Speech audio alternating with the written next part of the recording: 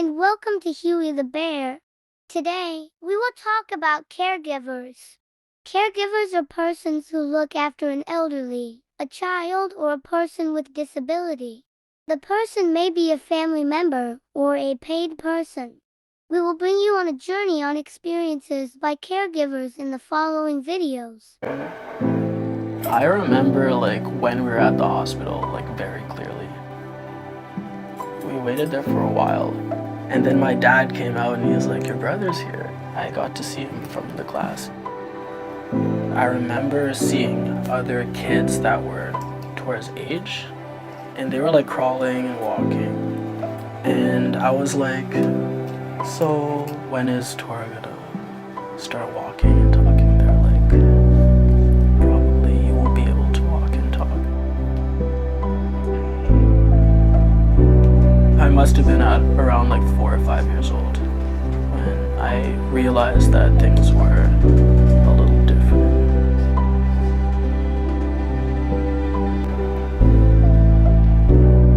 My name is Stefan Alexis, 24 years old. This is a team effort. There we go. It tickles. I'm a young caregiver. I take care of my younger sibling, Torrance. He's 21 years old and he has cerebral palsy. He's not verbal. He doesn't really have any balance. He's completely dependent. You wanna go to bed? You wanna go to bed? It's not an easy job. He needs you for everything. So you have to be taking care of him 24/7.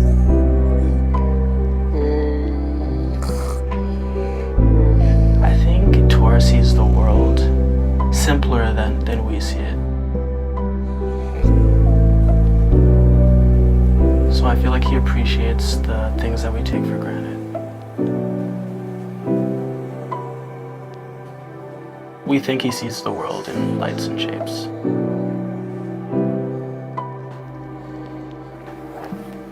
Okay, buddy. A year ago when Tor turned 21, he graduated from high school and all the services stopped. So when that happened, we didn't have any support during the day. You're doing well. And all the work kind of fell on my dad. Yeah, you should be hungry though. So that's when I was like, okay, I have to help. Mom's working full time, has her hands full, taking care of the house too, so I'm here. Even though I wasn't feeling great, you make sacrifices for your family. When you're taking care of a family member, the house revolves around that family member. So you kind of have to coordinate who's gonna stay and who's gonna go out, because everything is like an orchestra.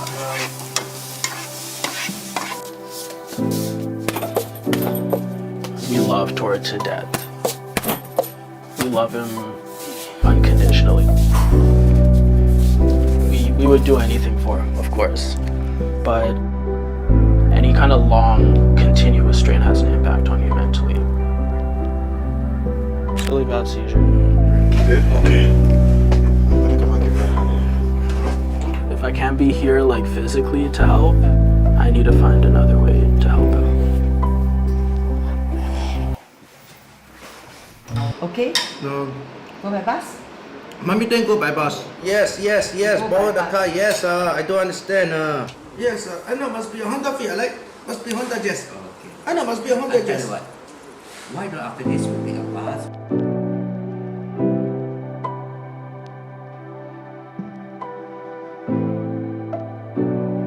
The most painful thing is when we bring him out.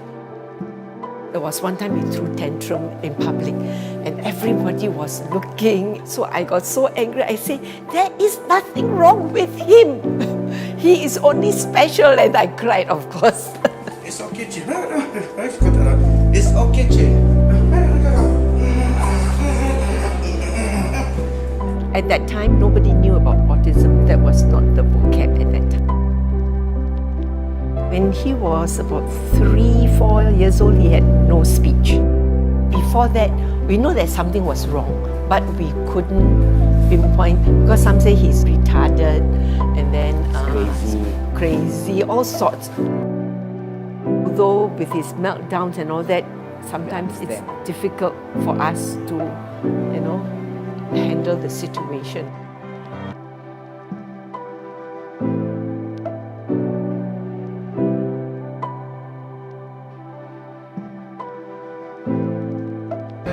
We just manage his behavior because we just cannot get through him. Because whatever he does, it's extreme. I'll get so frustrated until the end I cry, God, you give him to me, you have to help, in desperation. Then suddenly he changes. And then of course there will be another problem that comes in.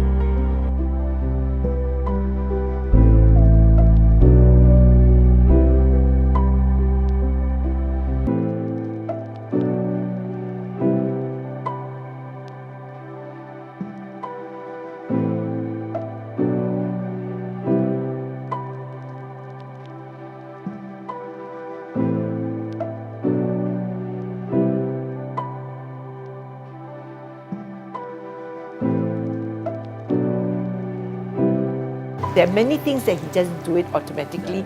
We don't have to tell him. We don't have to do anything. He's rather independent in his way. So he will do everything. For instance, the household, hanging clothes, taking out You don't have to clothes. worry. We don't have to do. He does everything. The best part is he doesn't complain. He never complains. That's the beauty about my boy. He takes care of us, knowing that whatever is good, he will give it to us.